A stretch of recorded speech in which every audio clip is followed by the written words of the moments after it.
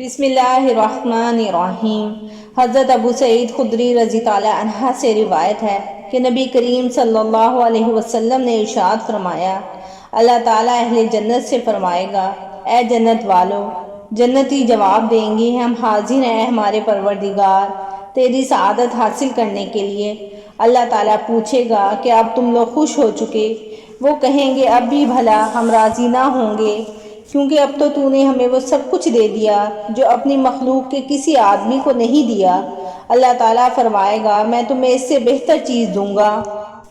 جنتی کہیں گے، اے ہمارے رب، اس سے بہتر کیا چیز ہو سکتی ہے؟ اللہ تعالیٰ فرمائے گا، اب تمہارے لیے اپنی رضا کو ہمیشہ کے لیے دائمی کر دوں گا، یعنی اس کے بعد کبھی بھی تم پر ناراض نہیں ہوں گا۔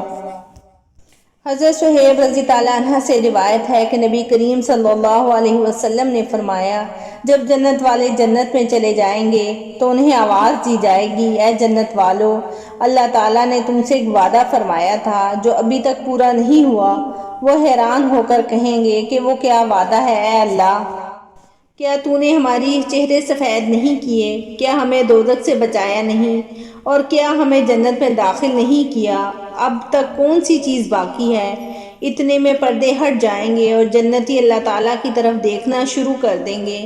اللہ کی قسم، اللہ تعالیٰ نے ان کو کوئی ایسی چیز عطا نہیں کی جو اس کے دیدار سے پیاری اور محبوب ہو۔